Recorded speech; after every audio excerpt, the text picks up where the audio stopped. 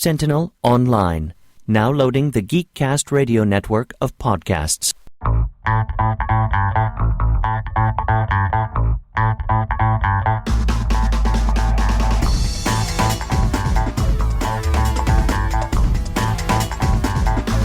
Hello and welcome to episode 236 of the Cinema Geeks. I am one of your Cinema Geeks, Optimus Solo, and joining me, as usual, is the Comic Concierge. Hello, Dan. Hey, how's it going?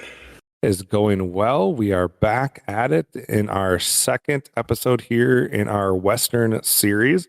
If you didn't pay attention or haven't caught our last episode yet, we covered Stagecoach, the classic Western film with John Wayne, directed by John Ford, and now we are into our second John Ford film in this series, and this would be the 1956 film The Searchers, which also obviously stars John Wayne. Before we get into the facts with this one, Dan, why don't you just get a quick overview of what your history was with this film before we watch it this time, and kind of what you were thinking going in. Yeah, this is one I did watch before. It was about, thanks to Letterboxd, I know it was literally about 10 years ago. It was a decade ago.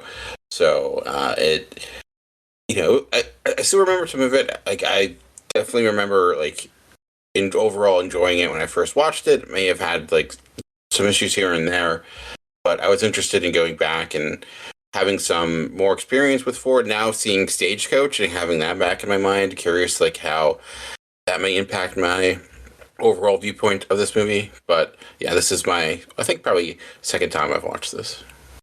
Okay. For me, this was a blind spot, just like Stagecoach, and just like most of the films we're going to cover here, I think, outside of a couple.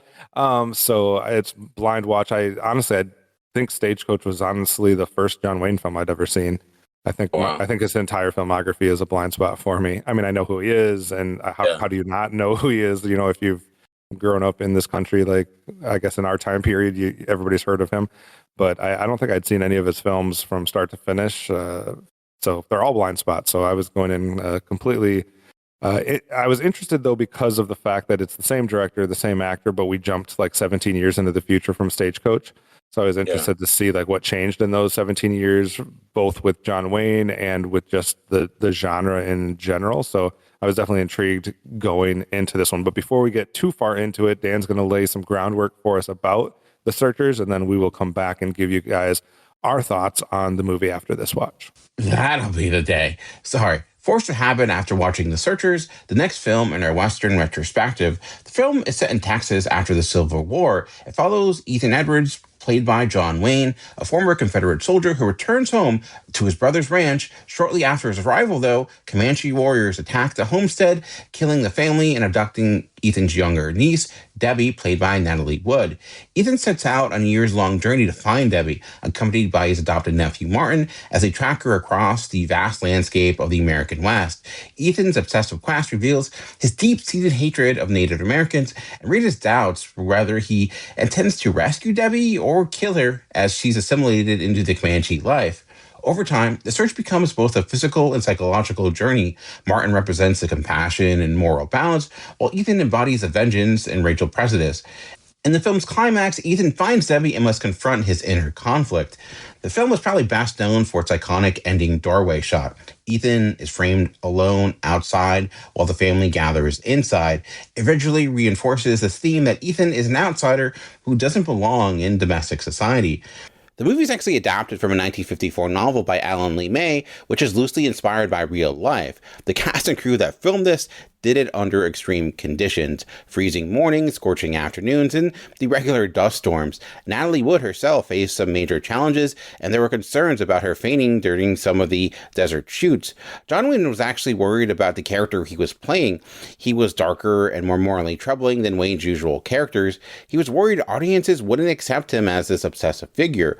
Ford pushed him to lean into Ethan's hatred and eternal conflict, which was redefining to Wayne's legacy, although perhaps it wasn't to begin with, because when this was first released, it was not well regarded. In fact, it did not get one single Oscar nomination. Over time, though, critics and filmmakers reassessed it, and its reputation grew massively, including AFI, which lists it within their top 100 greatest movies of all time, top 100 thrillers, as well as topping their best westerns of all time. Filmmakers like Martin Scorsese, Spielberg, and George Lucas cite it as a major influence. But what do Kevin and I think? Are we aligned with the critics that initially saw it, or more of those who have changed their mind over time? Back to Kevin and myself to discuss. All right, now that we have the facts down and you know all about this 1956 American epic Western film, like we said, directed by John Ford and starring John Wayne, and it does list and say that this is starring Natalie Wood in some places that you see. I don't know if you can really call that a starring role, but she's in this. So that's a thing. But Dan, after this rewatch for you, what were some of your takeaways in conjunction with, having watched Stagecoach and now watching this 10 years later than you had seen it the first time? Yeah, it's a good question. So I think I'll say this up front because I know we mentioned it with Stagecoach, but I feel like honestly going back to watching this, it's like, wow, this movie is super racist. And I know it's like easy to look back at something from afar and like with a modern lens and be like, oh, look, look how much better I am than them because I can see the racism in it. But I do think in a way it does impact the filming because it does give you, because much of this film is based upon these individuals getting kidnapped. They get kidnapped by, Comanches because why Comanches are evil. That's basically it. So I do think it does impact the filming in some way, the filmmaking, because it gives you protagonists that are basically, their motivation is maybe not, I wouldn't say not existent. You get a little bit, and maybe you could even say it was maybe progressive for the time. I don't know. But beyond that, watching this though, like, putting that to aside, it is like watching like the language of movies being written in a lot of ways. It's like, oh wow, there's Star Wars right there. Oh, that's very much, you can see where Steven Spielberg got that. There's Martin Scorsese, maybe even a little Quentin Tarantino, even if he doesn't want to admit it. So you see so much influence within, like how much, like you could understand why this movie is so well regarded because its influences are far and wide and still continue to this day. Just on a sheer filmmaking standpoint, from Ford's use of the camera, from his ability to craft a shot, it is as remarkable. I think you can certainly see that he, in Stagecoach, it was there, but he certainly has advanced a lot as a filmmaker within Searchers, and even I think John Wayne as an actor. I know, like you said, you haven't experienced much with him. I think even watching this a second time, I do appreciate his performance much more because he does give, when you think John Wayne, you think he plays the same role in every movie. He kind of does, but I do think you do get elements, you do get layers here a little bit. Maybe those layers kind of shift rapidly for no reason, or we can kind of get into that. But I do feel like Wayne does give a really strong performance for himself. Like you can see the star power, you understand why he was such a big star, but I do think there is like an element of danger. Like he's not danger, but damage to his character, and you see that right from the start. And I think there's a lot to appreciate with it. I do think sometimes there are elements of Ford's filmmaking that just don't always jive with me. Like his humor, it just doesn't really hold the test of time for me in a lot of ways. And I think often like some of the tonal shifts really kind of help diminish some like otherwise dramatic moments. And then also some of the like his ability to develop melodrama. But beyond that, I do think there is like a lot to appreciate on a filmmaking standpoint. And I don't know if I would say this is like, like comparing it to Stagecoach, what is necessarily like I enjoyed more, but certainly see Ford level up as a filmmaker and kind of become like the icon. You could see why this is as well regarded as it is simply based upon the influence alone. So here's my thing. Like I see the influences that you're talking about, right? Like you definitely can see the Star Wars and see the different things that you mentioned. Totally get that. Totally understand why it's influential and why a lot of other directors saw things and took things out of this, et cetera, that you can see in their work. I also think that John Ford does a great job with the landscape, especially how he shot the landscape and things like this is going to be taking place a lot in Monument Valley, just as Stagecoach did, and as a few other of his films does. And I think he does take advantage of the scenery, the nature, the landscapes, and all of that type of stuff. I think he does a really good job with that. And that's probably one thing that is, even though both films that we've watched have taken parts of it in the same area, this one is definitely on a different level. Granted, it's in color, so that helps as well, I think, a little bit, but like there's just more panoramic shots or more far away shots. I'm not good with like the technology of cinematography, but there's wide shots, close-ups, things. Like there's more. It takes more advantage of its backdrop than Stagecoach does. Probably, I would give it that. I think all of that works. I also think that I have like a lot of problems with this film, and I think one of them starts with the racism. Like I understand that it's a Western. And I do understand that at times we forgive or are not forgive, that might be the wrong word. We're understanding of when a movie is made and what the conditions are and how that all plays into it. But this is 1956. Yeah. Like, this isn't a movie that was made in the 1800s or like 1900 or 1910. Like we are not far removed. I mean, we're far removed from the time it's taking place. Like this is depicting Civil War, like 1860, 70 eras, but it's 1956. Like this, like, like I'm thinking like my parents were, let's see, my mom would have been 16. Like my parents were between the ages of 15 and 20 something at this point. And it's like, did we still view Native Americans like this in that time period?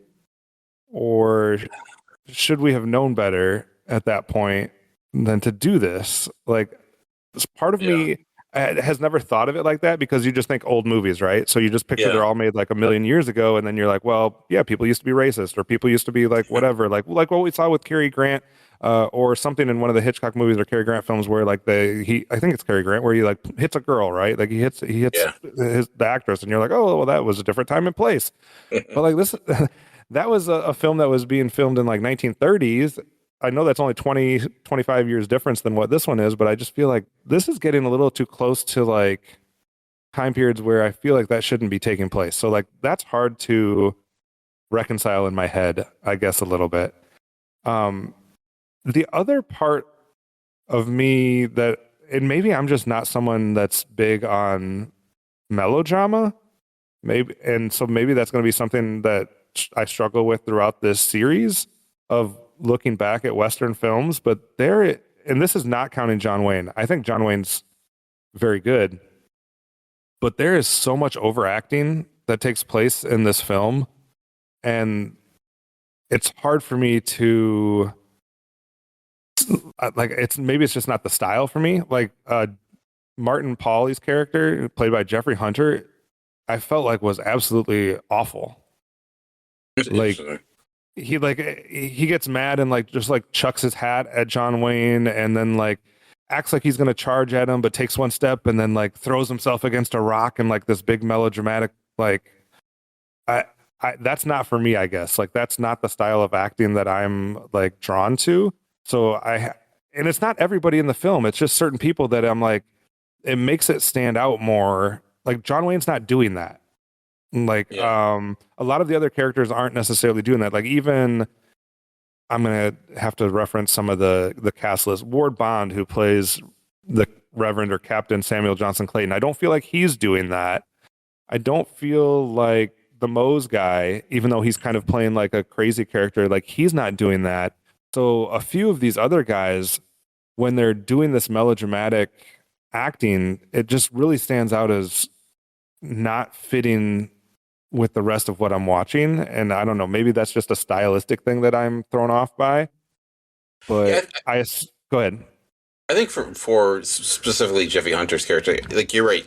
I think John Wayne isn't acting that way, but I think that's kind of the point in the way. Like you have the John Wayne, the stoic, unchangeable veteran that has seen the world, and this Jeffrey Hunter that is, this kind of young buck that's still more of a wild card in a way, like still trying to, you know, um, he's flies off the handle a little bit more. He doesn't have the same control of his emotions as compared to a lot of other individuals.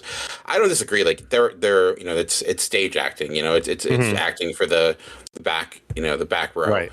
And it's certainly a style. I guess having this not being my first time seeing a John Wayne movie, I think it's very much of that time. But if it's something you don't have a lot of experience with, because my wife says the same thing. It's like, why are they're acting, it's so big. So many characters are so big. Right. So I could understand where like that style it's. Is it? Do you think you've seen more westerns for me? Do you think it's more of a genre specific thing? Because what I'm noticing right now, I think like I've watched like I feel like I've watched 50 films from the 1930s to the 1950s in the last year, and I didn't notice this type of acting in any of those. But I've noticed it now twice. I think it's a style you see a lot in John Ford films, like even the Grapes of Wrath. I don't know if have you seen the Grapes of Wrath? No, I have not. Okay, like even like that has elements of melodrama. I think dramas of this, like, I don't think it's all westerns. Like when we get into spaghetti westerns, for example, those are almost like a reaction to this, where characters are far more rugged and more subdued, and obviously they happen later. I think even. It's been a while. The movie we'll talk about next week, from what I remember, because I guess we can just talk. We'll be talking about The Man Who Shot Liberty Valance next week. From what I remember, that has Jimmy Stewart and John Wayne's in that as well. It's been like 10 years since I saw that. I don't remember that as much within that, but I could be wrong. So I think it's a combination of. I don't think it's indicative with all the westerns. Certainly some of them, especially John Ford ones, but others, like thinking of something like Shane or High Noon, from like those weren't as much. Again, it's been a bit since I've seen them. Yeah, so, I think. Go ahead, keep going. I think especially compared to like we did the Cary Grant and the Hitchcock movies, which were much based more in thriller, but like drama of this time, it's not super uncommon because a lot of these people are coming from the stage. That type of performance was that's where they learned. Those are those big characteristics. Like especially think of like these westerns are spin-offs of like those Wild West shows back in the day. Yeah. So I think some of that is still ingrained within this, which could be why some of that is still existent. And it could also just be some of the actors, because it's not like we have John Wayne here and there's some other obviously mentioned Natalie Wood, but it's not like Jeffrey Hunter is a name that goes on to become an Oscar-winning performer. So I think it's also maybe the talent involved as well. He also goes on to play since we're a Geek Cast Radio network, I feel like we should touch on geek things. He also plays Captain Pike in the original pilot for the original Star Trek series, which is kind of interesting. I did not know that. Yeah. I'm going to have to rattle off a few things that I have issues with, Dan, and maybe you can talk me off the ledge with some of them, because there was just like quite a few things that I was like thrown off by, I guess, in different ways. Some are more nitpicky and some are, I guess, more serious hesitations that I have. But I'm interested to get your take and see what you think about a couple things. So I felt like both of our main... I don't know if you call them main. Two of our main female characters, I felt were written very inconsistently in this film. So first off, we have Laurie Jorgensen, who is the character that Jeffrey Hunter's Martin Pauly is kind of attached to until he goes off on this journey. And then we have another gentleman who's trying to court her as well. And I felt like the first third or the first act of this film, maybe even the first half, sets her up as a very strong female character that has agency, who can stand on her own, and who kind of can. She's not just like the background character. She's not like the damsel in distress. She's like, I feel like she's got more independence with her. And then it seems like in the second half of this movie, she becomes somebody, and I don't know if we're just supposed to like buy that the character changes due to like a time passage, but it seems like she becomes somebody who's just completely complacent with this other relationship and this other terrible wedding that they're going with. Like there's two boys that are fighting over her that are going to get into an actual fight. And I feel like the character from the first half would have stopped that herself, but the character from the second half just like goes running and crying for help from like somebody stronger and older than her. Like I don't know, like I felt like her character in the first half is a 180 from her character in the second half. And then I'll get your opinion too, because I think they do the same thing a little bit, even though we don't get as much, with the Debbie character, who is played by both Natalie Wood and Natalie Wood's younger sister at two different times. I don't have any problem with the younger sister's version of that. We just see her as a 14-year-old or whatever, and we don't get a ton of time with her. But the later half of the movie, when we're actually introduced to Natalie Wood's part of the Debbie character, like she goes from somebody who is being loyal to the Comanche tribe and doesn't seem to want to do, and maybe I just misread something or missed something when I was watching it. And then like it's like the very next scene where then she's apparently, quote unquote, to use I guess the language that they're using in the film, like cured of this like disease that is the Comanche tribe and what they had on her, and then she's just ready to return with her family. And I don't understand how she went from one to the other. So I just felt like there was like inconsistency with the female characters, but maybe that's just how I kind of viewed it. Regarding the Vera, I could see that. I think seeing from her perspective, right? Like she obviously has attraction to this Martin character. I think much of her actions is towards that. She's kind of waiting for him, and then obviously she gets that letter saying that he's married, and I don't think obviously that's played off as for last within what we see, but for her, she's heartbroken, and to me, like that her getting married was in a way kind of indicative of her character, because she's like, all right, well, I can't wait any longer. He didn't wait for me, so I'm not going to wait for him. So I'm making this choice to then get married because it's the only option I have at that moment in time. I mean, I don't disagree that it kind of removes the agency from her. I think it's probably consistent with the time, considering you're talking, within that era, within, this era that it's made. But I saw it more so as her reacting to the fact that, in her mind, Martin has kind of, in a way, moved on. Like, they're not seeing them for years. And, so perhaps she's just in her heartbreak and her disappointment doing what she thinks she can, I think, in a way that deflates her. Maybe you could argue that she should be stronger than that, perhaps. But I don't think we really have much of an understanding of who she is beyond her connection to Martin. And maybe you can, that's another criticism of the movie. But I think that is kind of the justification for like why she goes down the path she does. But again, like you're right, it's all her actions simply are to fuel the actions of Martin in the second half. Yeah. Regarding Debbie, the way I took it when they first came up, it wasn't that she didn't want to leave. It's more so I saw it as she was just scared for their safety, and was more concerned with if she left with them, then that would, they wouldn't let her leave, and if they were to let her leave, then like if she were to leave with them, it would cause issues.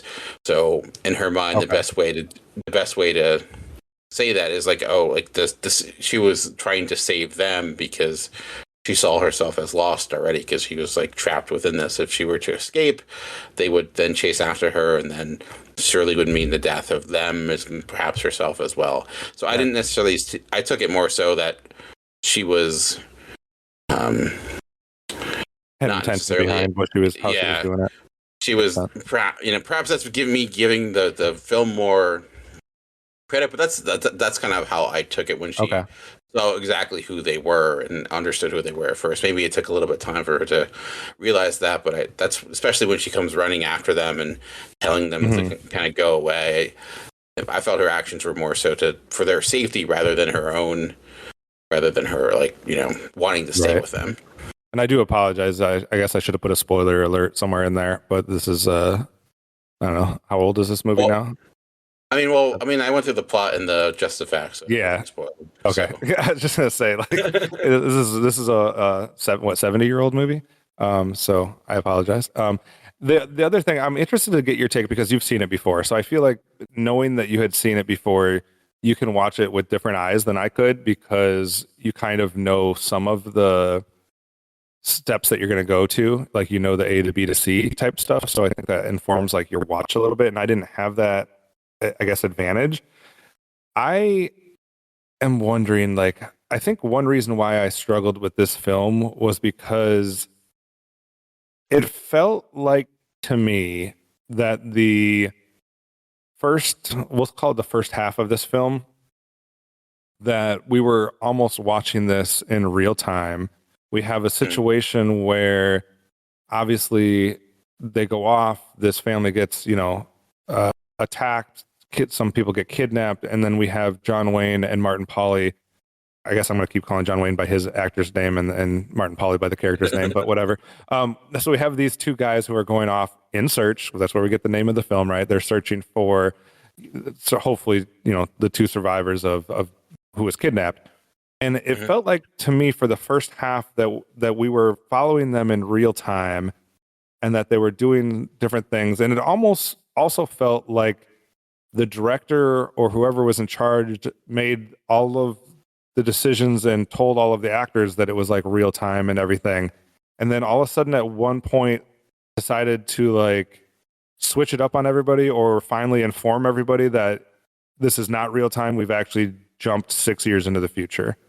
And like, I understand that they're supposed to be searching for a long time, but it was very unclear to me that we had done that until they felt like and I feel like they even recognize that because then they decide to put in two different lines that say she's gone from 14 to 19 and that 5 years has passed.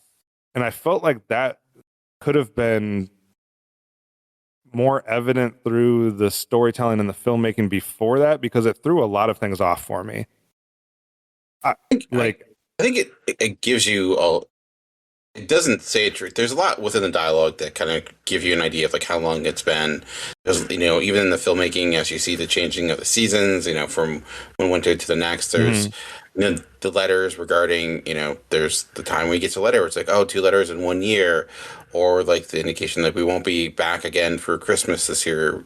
I think within that, but there was another whole thing. Sorry, I'm sorry for interrupting. Yeah, go ahead. There was another whole thing though. Like they do that. They have that line where he's saying, "I won't be back for another year," and it seems like they're talking about multiple letters. But then when he sees her later in the film, she says that he only sent him one letter. Yeah. Like there's a specific line where she said, he's like, "Well, I wrote you a letter," and she's like, "One." The entire time. But I'm like, wait a second, we were talking about like we weren't it's another year that you're not going to see me. That clearly alludes to the fact that there's been multiple letters, but then you say that there was only one letter. Well, I don't know if they only sent the letter to her, and I don't know. I think it was more so that I don't think him saying that they won't see you in Christmas again meant that they sent the letter last Christmas. I think it's more so like I don't the amount of letters I'm not really sure. No, I'm just saying like it was like there was multiple things that were throwing me off because I understood the seasons passed, so I'm thinking like we're into the next year, but then all of a sudden it was like, oh, we're actually 6 years into the future, and like it made some different things for me like not add up. So it's like I need to rewatch it knowing that is happening because I felt like they didn't do a good job in the first part of that of showcasing the passage of time outside of we did see it go to winter and then back, but that doesn't tell me that it's 6 years. That tells me that it's like potentially 1 year. And I don't know, like it threw me off in like how I was interpreting things and how I was viewing things in the middle part. And then I was a little bit confused. And then all of a sudden I'm like, how far in the future are they? Because the other thing that we're not seeing is even though they've gone through different seasons, I didn't necessarily see it on either of the main two characters that we're following either, that they've aged, or like we have 5 or 6 years of them traipsing through the Wild West, and I don't get that in like how they're depicted either. Like from a visual standpoint, it's not like, and I get that they can shave and they can do different stuff like out in the wilderness as well, but like I didn't see that on them as much either. That they've been out there like 5 or 6 years is a long time for anybody, right? Like I'm much different than I was 5 or 6 years ago, and I didn't see that in John Wayne and Martin Pauly's how they were depicted. So that also threw me off, because that's why I was still thinking we're somewhat in real time, or we've only like moved a year or so, when in fact we've moved like 6 years. So I was kind of thrown off by that. I feel like you do. I think even like with Martin, like he just seems older and wiser, and even with John Wayne, he's got more gray in his hair. You know, he's even his clothes are kind of a darker complexion.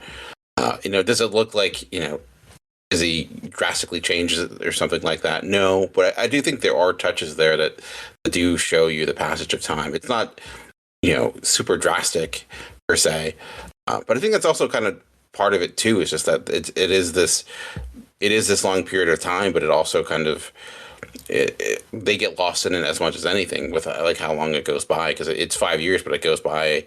You know, it's lost on them. You know, so it's not. It's not something where they kind of they feel it, but it's a different type of feeling where it's like they're just the events in their life almost slow down. Like, you know, it's all been about this one thing. I do think. I do think the first time I watched it, I think I wasn't. I don't think I think I had a similar experience, but after seeing it, I do think there is a lot there. I think within, like I said, a lot of the conversation pieces, a lot, the way the landscape is shown, like the correspondence. There's even within like the. You know, we come back. There's a lot of story that happens off screen. You know, like when you're talking about Lori. You know, in her, you know, she has, I can't think of the other, is it Charlie? Charlie McCory. Yeah. We see, you know, one scene serenading her, and then we come back and they have a relationship. So it does at times, like, you know, Ford just push you to try to connect some dots, you know, in considering, you know, a lot of stuff it does seem counterintuitive, because a lot of stuff tends to be a little heavy-handed, and here and there it's more open-ended. But I do think they're like being able to understand just the impact of it. I felt it. Like I think throughout, especially maybe it was a second time, being able to kind of pick up on things, because I knew where the plot was going, so I wasn't as I could, you know, pay attention to those other small pieces. But I do believe it's there. But like I said, it's not super drastic in the way it, like, on a visual standpoint, and how it impacts the characters. Speaking of that Charlie guy, was he like the creepiest? Like, I like this dude's like sitting as Lori is getting read this letter and like all the stuff that she's not wanting to hear, and he's just over there like with a smile, like enjoying the fact that her love interest is like like, the hopes and dreams of that are fading, and he's just like smiling and waiting for his chance to serenade it. Like, that dude was creepy. I'm sorry. And it's on the second actor we have, Ken Curtis, because he was also a voice in Robin Hood. So I'm guessing we're going to come across a lot of people that were voices in Robin Hood for some reason. Yeah, he also was in like 300 plus episodes of Gunsmoke, so he was one of the main cast. I'm not surprised some of these actors were I'm sure they all have at some point, whether it be Gunsmoke or what the other big one. But that's interesting. The other thing another part that kind of threw me off is because I was viewing this like almost as real time, and because I thought there was like I thought we were going back and getting multiple letters on the first few until she says like, you only sent me one letter. I thought there was like multiple letters being sent at different times because of how I was reading that. And I was very confused how John Wayne had like somehow become like a VIP with the Pony Express. Like, I was confused as to how this was being pulled off. I was like, is the Pony Express just like out there finding John Wayne and Martin Pauly and just like delivering these letters whenever they have written one? Because I'm like, that's not, in my experience, that's not how the Pony Express worked. Like getting a letter back to your family when you're out in the middle of the wilderness was not super easy. But that's not a serious that's not a serious problem. That was just like, how is this working? How is this correspondence happening? I don't know if it's like just indication of just like their story becomes famous because they become known for their search. It's if it's just an indication of how well they become. I was like, are we missing them stopping at major cities at different points during this journey that they just don't show us that's off screen, that they're like, hey, send this letter back to my family? I was very confused at that part. Yeah. Yeah. Another thing what was your take on John Wayne's interactions? I should learn the guy's name. It's Ethan. Ethan Edwards, yeah. Yeah, Ethan Edwards. What was your take on Ethan Edwards' interactions with Debbie in the last act? Like, it seems like at one point he's ready to shoot her, and she's been contaminated by the plague of being with Indians and Native Americans, and he's going to shoot her on sight. And they make reference to that a couple times, and then he gets his chance and just like grabs her and brings her back home. Like, do you have a change of heart, or was he waiting to see if she was truly, I hate even using that word, contaminated or not? Or like, what was your take on kind of their interactions between the two of them? That's a good question, because I don't know. It's that, like, if you were to like kind of look at one of my bigger issues with it, it's within that change, right? Because it's pretty drastic. He goes from wanting to kill her to like, you know what, fine, I won't do it. And I wondered if it was just more of a realization of like one of those. It's like, that old saying, like a dog chases a car, it doesn't know what it'll do when it actually catches it. And if it was one of those situations where he thought he could do it, but when he was faced with the actual choice, ultimately he still saw who he saw was his niece, and that kind of showed him the light a bit. I don't know. I took it more so as, based upon the way the movie was, I saw it more so as him seeing her and seeing the Debbie he once knew, and that's why he decided not to go through with it. Not that he necessarily had a change of heart regarding the way he sees like the Cherokee or anything like that. That's the way I took it. So have you heard the theory out there that, I read this after the fact, but there's apparently I don't know if it's a fan theory or a critic theory or who came up with this theory or whatever, but there is a theory out there that Debbie is actually Ethan's daughter. That there is a snippet early on where there's a line that is between Ethan and his sister-in-law that says something about the fact that she was 8 years old, Debbie was, and that Ethan's character had been away on an 8-year trip or something of that nature, and that there's this moment at the door where Ethan's character is walking out, and he has kind of an awkward moment or pause or interaction with his sister-in-law that seems like there could be something more to it, and that he's actually searching for this long because it's his daughter, and that's why he's willing to take her back. What do you think? Interesting. I never got that. I could see where that's like, I could see the pieces they're going for, but I never took that, because I also feel like he doesn't seem like the guy who would do that to like his brother. Mm-hmm. It doesn't seem like it would be someone who would betray the trust of his brother in that way. So I mean, not that he was a great person, but right, Confederate soldier that clearly was very racist. But I don't know. I never saw that. To me, it was just ultimately it was his family. So like, it was the only family he had, maybe like really the only thing he had. So I never saw it as his daughter, personally. I didn't pick up on that either. I did pick up on that sequence between him and the sister-in-law. Like, seemed like it was weird at that doorway when he was leaving. But outside of that, I would have never picked up on that.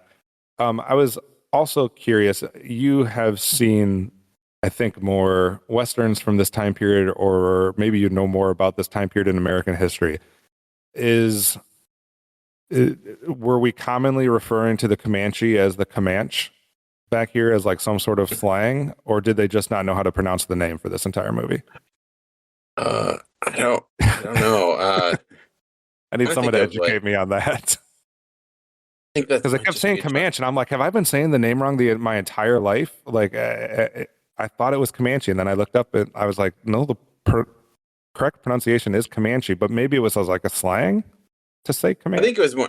I think he was saying it more as like yeah, more of like a derogatory term, like when Gotcha. someone. That's what I So figured. It must have been something yeah, like that. yeah, Also interesting that Ward Bond, who plays, like I said, he's the Reverend plus the captain or whatever. Like they're in 24 films together. John Wayne and Ward Bond, which I thought that's a lot of films. Like, you see those different matchups of like actors like Ben Affleck and Matt Damon or whatever that have appeared Yeah. in like eight films or something like that together. These guys were in 24 films together, which is kind of crazy. Ward Bond was also someone that we saw in Bringing Up Baby, if you remember back then. So he Okay. appeared there, and also Vera Miles was Lila Crane in Psycho. So we've seen a few people Yeah. show up that from films that we had already seen. Do you know, does John Wayne say that'll be the day in all of his films, or is this like the one that mostly uses it? I don't know, honestly. I felt like every time they weren't sure what he should say, they just were like, hey, say that'll be the day. It might not even make sense, but say it. I mean, I feel like probably at this point, it's like whatever he wanted to say, they just had him go with it. So, like, John Wayne, be John Wayne. All right, I got you. I also did not realize that his son was in this film at all. I did not either. Who was his son? His son plays Lieutenant Greenhill, the Union soldier that comes in at the end. Okay. And is talking to him, and they have a little interaction with each other. So I thought that was interesting. A couple other like just trivia bits. There's a scene where there's a bunch of guys dancing at a wedding, and John Wayne comes in and like offers everybody a drink or says let's have a drink or whatever. And I guess there's a sequence there where there's 3 different people that are standing behind John Wayne that have all played his double in this film for different sequences, like stuntmen. So it's really? like John Wayne and 3 people that play John Wayne are all in the same scene at one point. So I thought that was interesting. And last bit of trivia for John Wayne, apparently this is one of his favorite roles. He felt it's often this one and I think 2 others that he kind of elevates, but he liked this one so much that apparently he named his son after this character. His son's name is Ethan, and or one of his sons. I don't know how many sons he had, but he named one of his sons Ethan after this film, is what I read on IMDb. So if they're lying, I apologize. My last bit here, as a director, if you have a sequence when there's a dead body under a rock and you lift the rock and the dead body immediately takes the biggest breath you've ever seen, as a director, don't you like say cut and retake that shot? It was a heavy boulder, so I guess that's what I thought I was crazy at first. I'm like, he took a breath. That was a huge breath. Yeah. They didn't even. That was like a Clint Eastwood type of thing where he's like, "Nope, we got it. Keep moving." So yeah, I was like, I feel like that's an easy one. It wasn't like it was a long shot, right? It wasn't a long take. It was like they lift it and they show him for, I don't know, maybe 5 seconds at the longest. I'm like, you couldn't retake that and have him hold his breath for 5 seconds. Yeah, come on now. That was also the bad part is that like that was like right in the beginning of the film, and it totally took me out of the movie for a minute. I'm like, oh, John Ford doesn't care. Like, he does not care. Not that he doesn't care. I'm sure he did, but it was just a minor thing that I was like, oh, this is what we're getting ourselves into. So Dan, this is we talked last week that this is like AFI's vote for #1 Western of all time. It's got an 87% on Rotten Tomatoes, which those 2 things don't seem to jive. Like if it's the #1 Western, you'd think it would be higher on Rotten Tomatoes, but it's a pretty high score either way. 9.1 on Metacritic. It was also named the best Western ever by Entertainment Weekly for whatever that's worth. So it's got a lot of praise. Do you feel like it's in the running here when we do this whole series of Western films? Like, is it going to be in the running for the best film we see this whole time? I will say, like, going, with this being my second watch, like, if before this, if you were asking me to rank my favorite Westerns, it wasn't going to be there. I still don't think it will. Like I said, I think there is certainly elements of this to appreciate. Like there's the influence is certainly. I get where like the acclaim comes from, but personally, like I do think some of the issues that we brought up kind of, for me, hold it back from being in that echelon of what I think are the best westerns. Personally, I mean, we'll be plenty to get to within this. Like, Right. I think I even maybe even like as a complete film, I think even Stagecoach, I think was, I might even like that a little bit more than this. I don't know. It's hard to say, but I don't think for me, I don't necessarily have an issue with it being there. It's not like I see it as egregious, but on my personal list, I don't think it's going to rank at the top. And I know we typically, like, when we're doing these retrospectives, we somewhat hold back like how we rank things or how we stack things against each other. But I think since we're doing this one kind of in sections, it makes sense to kind of have those conversations. I'm with you. I would take Stagecoach over this one. I do appreciate some of the, like, I know you said like John Ford had leveled up a little bit, or you can tell, like, 17 years later, he's found some more things. And I do think it's probably the better shot film. And like, we do get some great landscapes, and we do have the influential aspects of how you can see other films drawing from this. I think all of those things are true. But I agree with you. Like, if I'm taking it as just like its individual movie and the story from beginning to end and kind of the whole package, I think I prefer Stagecoach. Yeah, I think the humor here doesn't flow as well. Like, there's the climactic scene, and you have the Reverend like getting like dealing with stuff with his butt for some reason. It's just, I don't know. I think it just, I forgot. Dan, sorry. The was it a thing during this period that we just like shoot immediately without ever trying to aim whatsoever? Because people... that's something you're gonna have to get used to, because that's a Western staple. Yeah, it's like point shoot, point shoot, point shoot. I'm like, y'all didn't take like even a half a second to line that up. Yeah, that is. And we did have some stormtrooper situations going too. Like, there was at one point where Martin Pauly and Ethan Edwards were on point. Like, they were 100% accuracy. Like, when they were hiding behind that. Well, Ethan Edwards wasn't even hiding behind a rock. He's literally standing completely out in the open. Like, he is behind a rock, but he's standing up and not using the rock for protection at all. Whereas Martin Pauly is, and they're just like taking people out every single shot. Meanwhile, the other side is shooting blue and red lasers that aren't hitting anything. So it was fun. But I was like, man, these guys are not even trying to aim. I love it.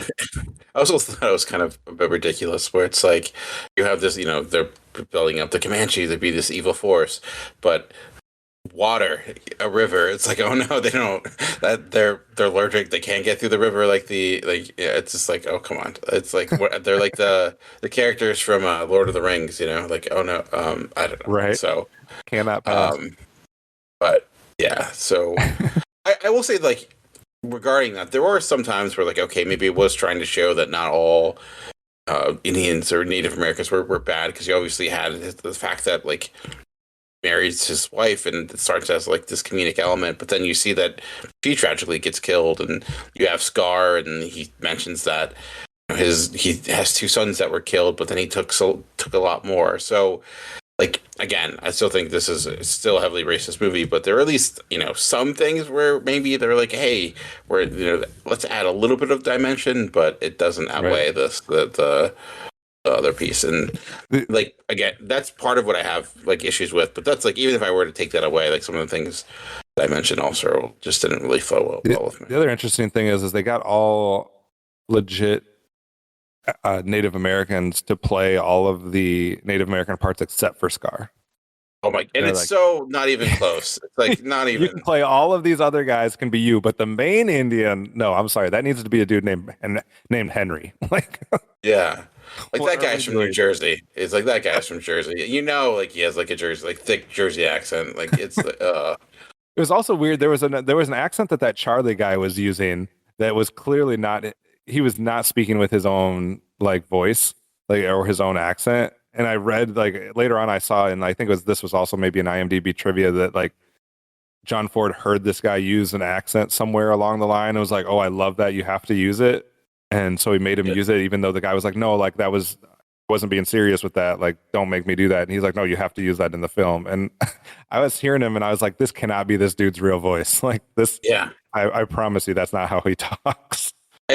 He sounds like a cartoon character, so Yeah. it's not surprised that he did voiceover. So then I was like, yeah, maybe that's it. Like this is the Friar Tuck of this film. We're just going with it. But at least Friar Tuck, I think, and I apologize for calling this guy Friar Tuck because I can't remember the actor that played the role, but like that was at least his normal voice. Yeah, Andy Devine, I think was his name. Yeah, the guy who played Charlie is Ken Curtis.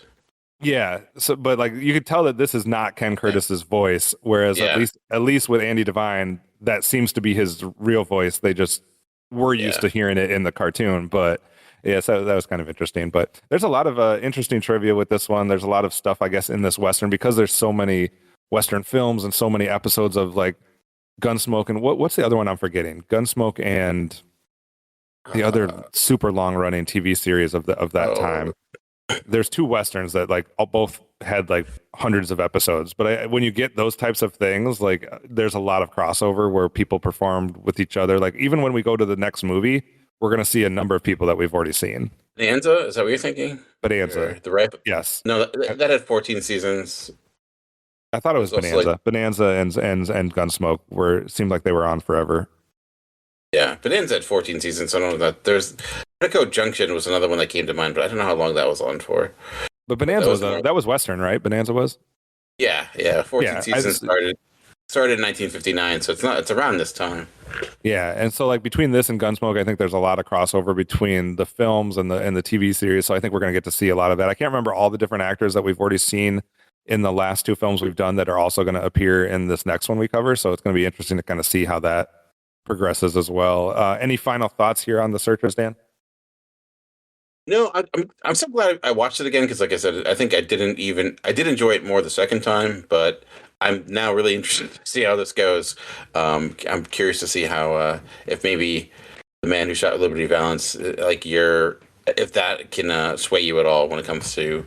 I do think I would appreciate this one on a second watch more than I did on the first one because I was just really thrown off by what I thought I was watching, and then to find out that I was super wrong because apparently I'm not very observant of what's going on in the film, or maybe I was just trying to take too much in the wrong. So it colored some things wrong for me. Well, it is interesting because some things are so heavy-handed, and then other things aren't. So I could understand where you're just waiting for it to be directly stated when it's not, which I think happened to me from the first time I watched it when it was like, oh, I didn't realize it was as long as it was. Well, and I was questioning in my head. I'm like, well, how, I'm losing track of time, and I don't know how much time has passed. And I was looking for clues, but it felt like it just took a while to get there for me before I'm like, how much older is this girl at this point? And then it changed like how that middle section would have read to me probably. So I think on the second watch I would be less thrown off by that and more able to like see the epic quote unquote part of this, that is these people are searching for so long for this, like they've dedicated a chunk of their life to this and kind of everything that goes into it. And I would probably be able to pick up more on their aging's the wrong word, but their progression over the 5 years and kind of see how that is unfolding, where I was just I wasn't seeing it in the beginning because I was just thrown off by I wasn't sure what the time frame was. Understandable. Yeah. John Wayne's like, yeah, it can change, but I'm not going to age that much. Like, just I am John Wayne. So that'll be the day. Yeah.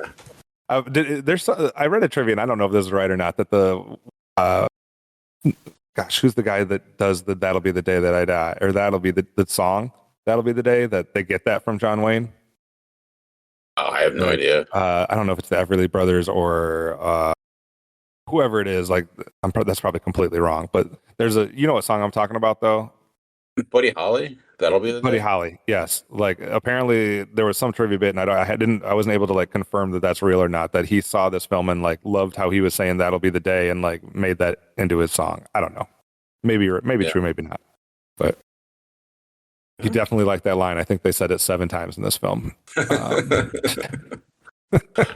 So we're going to jump a little bit, not 17 years into the future, but we're going to go, about 6 years into the future or so, I think is about 6 or 7 years for The Man Who Shot Liberty Valance.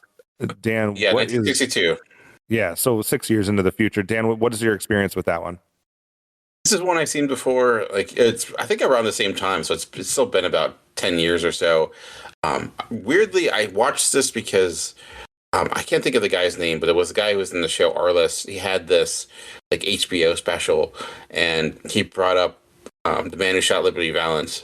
And there's a like the line within this, which they'll bring up, is like when the legend becomes fact, print the legend. And he kind of based his whole like special. It was like this weird. He did it in front of like a college class, but it was all about like media history and stuff like that, and like how media impacts history.